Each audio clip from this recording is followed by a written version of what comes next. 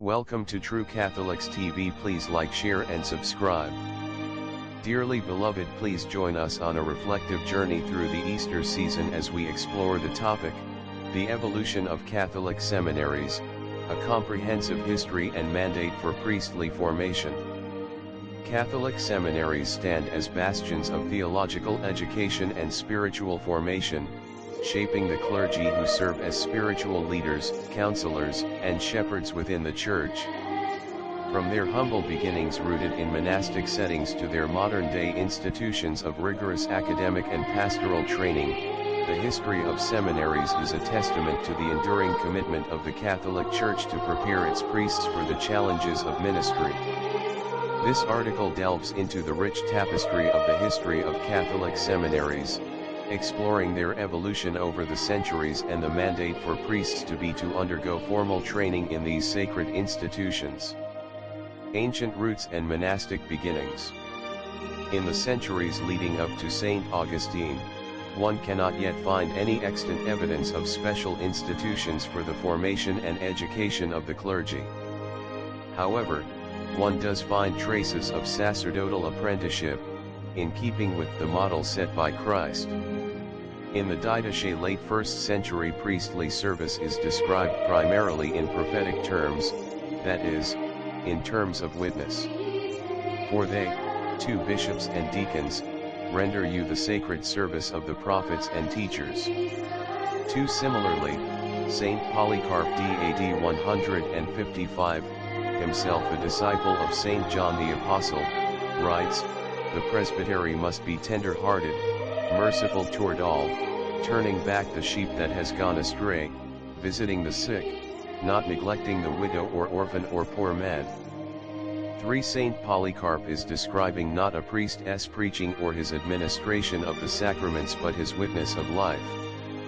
In stressing the prophetic aspect of priestly service, these early writers show their continuity with the New Testament, which presents the public ministry of Jesus himself predominantly in prophetic terms.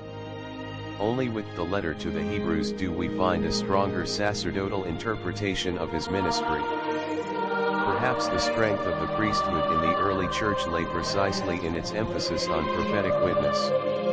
The priest had to be an authentic disciple of the Lord before he could be singled out to be a priest. However, in the patristic era it is well known that 50 years prior to St. Augustine, St. Eusebius of Vercelli combined the monastic discipline with the common life for the parochial clergy with whom he lived personally. LS4. The combination of monastic discipline and the common life already suggests a substantial formation of the clergy, since monastic life always included study, asceticism, and community life. Soon after Augustine became Bishop of Hippo in 396, his episcopal residence at Hippo was the school for the superiors of a good many monastic houses as well as for a considerable number of diocesan bishops, and in this way clerical community became a model for imitation elsewhere. LS5.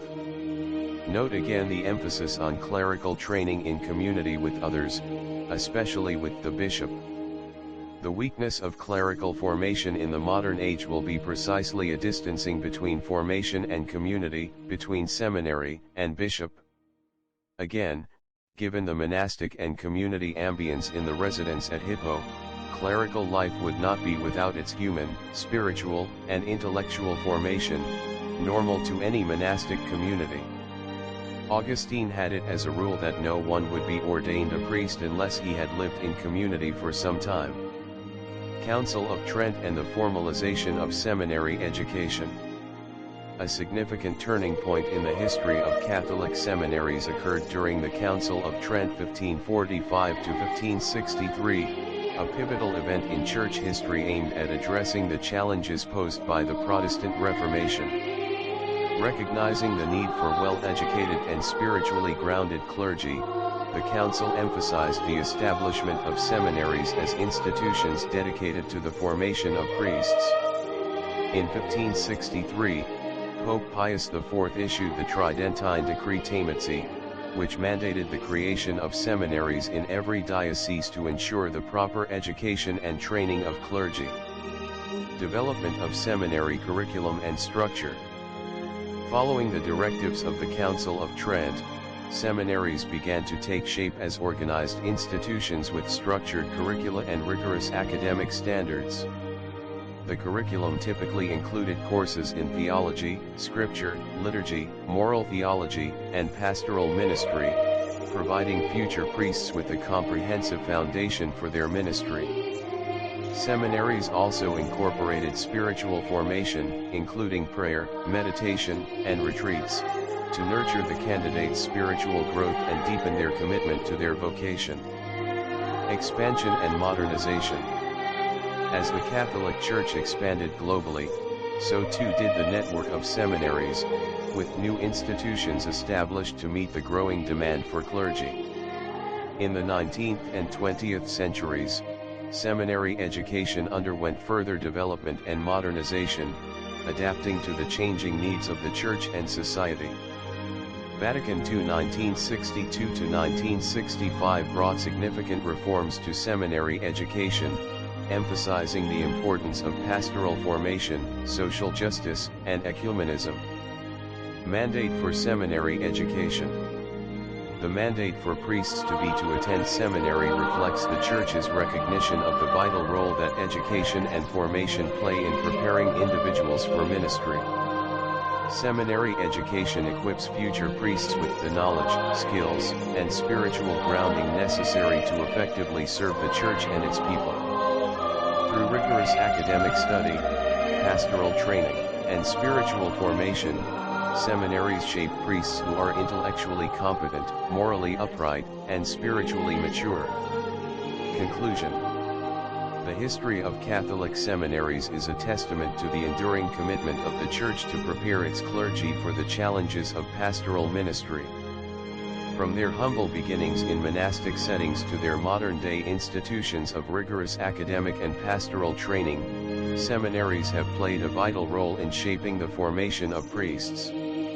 As the Church continues to evolve and respond to the needs of the faithful, seminaries remain essential institutions for the education and formation of Catholic clergy, ensuring that they are equipped to serve as faithful stewards of the gospel in a rapidly changing world.